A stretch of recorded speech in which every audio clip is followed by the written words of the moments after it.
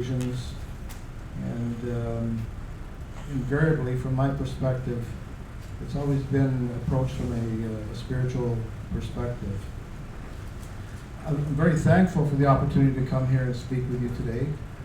I'm a little off topic. My main interest in law enforcement is actually crime reduction or crime prevention, but I think there's certain aspects of my approach to crime prevention and crime reduction that will apply to preventing operational stress injuries in our workforce. So a bit of background, if I may. I've spent 43 years in policing at this point in time. And yes, I did join very early. I was with the F.E.A.R Regional Police, or what I refer to the Enchanted Kingdom, for 31 years, prior to coming down to be the chief in Cornwall in 2004. 5 of my years in Peel were spent in homicide, and I had the dubious distinction of knowing 57 dead people that I would not normally have met in life, but met them in death. Unusual circumstances prevailed in that particular role in my professional career. You heard Gary Rubie talk about Dwayne Pukala, and he was doing a traffic point of the funeral procession for Dwayne Pukala while I was in homicide, and actually wasn't able to attend the funeral because we were still putting the finishing touches on the investigation into Dwayne Pukala's murder. Dwayne Pukala was the brother of my partner in homicide at the time, so I don't think a circumstance could get more bizarre than that in investigating a police officer's murder, your partner's brother. Anyhow, needless to say, that left an indelible impression on me as much as it did for Gary and the role that he played in that particular time and event. I remember distinctly going to the Canadian Police College in 1988. I was in homicide from 83 to 88, but I sensed in the latter part of my time in homicide that I was losing some of that normal emotional response. And this was in 1988. We've come a long way, folks, since then. But the presentation at the police college on the senior police administration course was from a psychologist who I went up to after the class and actually talked about what I sensed was my emotions being seared. That's the best explanation I can give to it. Maybe that's a medical term, I don't know. I'm not as skilled or qualified as some of the other professions we've heard from here today, but I felt that my emotions had become seared. She said maybe group therapy would work for you. So again, we know that we've come a long way from there in how we deal with these situations in the workforce now. You know, in our line of work in policing and being assigned to a particular unit that's a high profile, whether it be homicide or drugs or undercover, we replace horror with humor. We substitute personal health with hubris. I came through an era of what I refer to as the SIU mandate being invoked, and I'm not talking about the Special Investigations Unit. It is the suck it up approach, and you weren't allowed to really voice your concerns about seared emotions. Now, I'd just like to deviate for a moment. I want to make sure you're still awake out there. This is the show of hands time, and perhaps a demonstration of how we replace horror with humor in our work. How many people know what a budgie is? Show of hands. Budgie, it's a little bird. How many people have had to deliver a death notification? Show of hands. Okay, that's more than I anticipated in this crowd. And this advances this one. How many people have had to deliver a death notice with a budgie on their head? I did.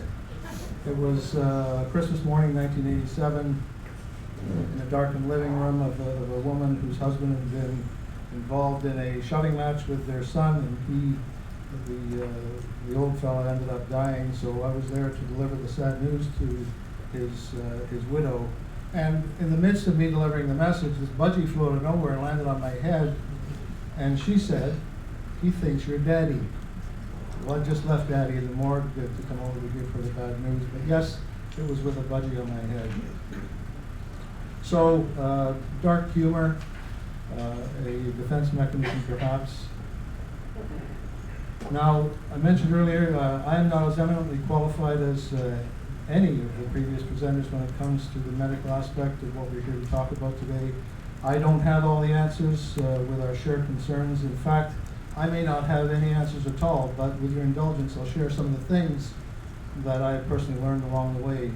There's a jingle that goes along with the Farmers Insurance Company that says, we know a thing or two because we've seen a thing or two, and that comes with the territory of spending as long as many of us have in policing.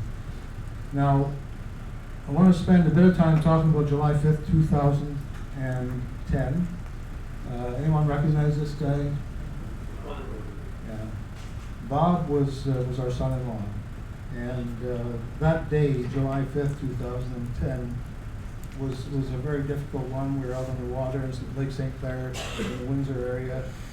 Bob had prepared the boat. In the boat, we were going for lunch, was two of his children, two of my grandchildren, one of their friends, my sister-in-law, my wife, Danny, our daughter, and Bob, of course. And something went wrong with the boat when we were about 20 minutes from shore. The engines weren't working properly. The trim on the boat, side of the boat had come off. He was working on that, and I was helping him. He stepped back into the boat and basically collapsed. And I think I knew instinctively that I was dealing with that nemesis of mine from homicide, 57 dead people. Here I am confronted with what was a life and death situation, having to deliver the CPR to someone who had suffered a major, severe heart attack. He didn't make it.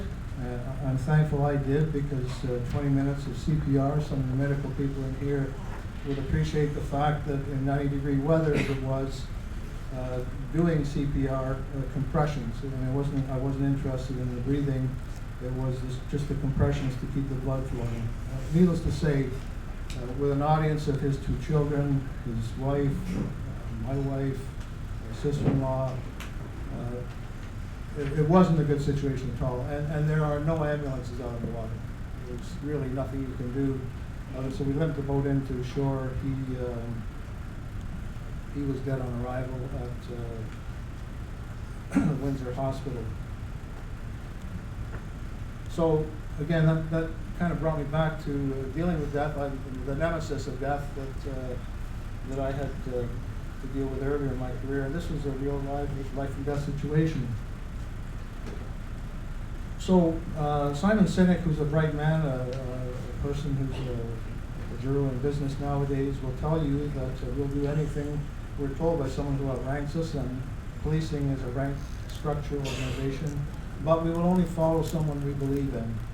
So the concept that I'm going to move into, the servant leadership, is based in trust, and it's based in the concept of something that's not really new and revolutionary, but it is not about leading servants. It's about serving as a leader, but it starts with trust. And how can we believe in someone we don't trust? So servant leadership is not about leading servants. It's about you, as a leader, serving others. An institutional response should include an early warning system. Now, I'm going to talk about that in a few minutes. It happens to be a policing standard within the Commission on Accreditation for Law Enforcement Agencies tells you should have an early warning system for your employees.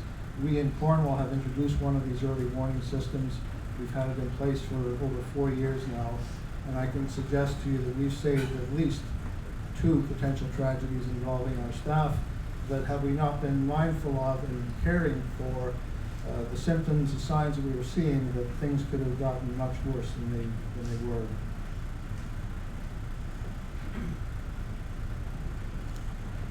And again, I stress for the leaders in this room, when I heard from the back of the room here today, that we need to work, we need to function as a team. And it's not about the person on the top rung, it's about all of us working together to care for one another. So you won't be an effective leader until you learn to serve. And if you're looking for personal acclaim, executive privilege, you may not be cut out for engaging in servant leadership. But I'm sure it may offer some hope for us dealing with operational stress going forward, or PTSD. Leading and serving are not mutually exclusive of one another, they're actually complementary to one another. One of my prized possessions that I obtained, you heard Gary talk about, we worked briefly in intelligence together. Upon my departure from that unit, I was given this wonderful plaque, and it says, in grateful appreciation of your support and leadership, but there's a scripture on the bottom there, and the scripture meant the world to me. When the righteous are in authority, the people rejoice. And it's not talking about me being righteous or being a righteous person or being better than anyone else. It's talking about people understanding they're being treated differently and treated justly and being treated fairly. People recognize that difference very, very easily, and they respond to the way they're treated. This is a representation of a couple of models, organizational models, that we're most familiar with the one on the left, with the leader at the top, the followers at the bottom. There's a stark contrast to the next one, which is a leadership model that I would highly commend to anyone running an organization. It's really a new perspective on an old model of leadership. The servant leader structure is on the right, and I'm just going to go into a bit more detail with that. So in the traditional hierarchy, the chief's at the top. We have people working in an organization being responsive to the chief, while the chief is responsive for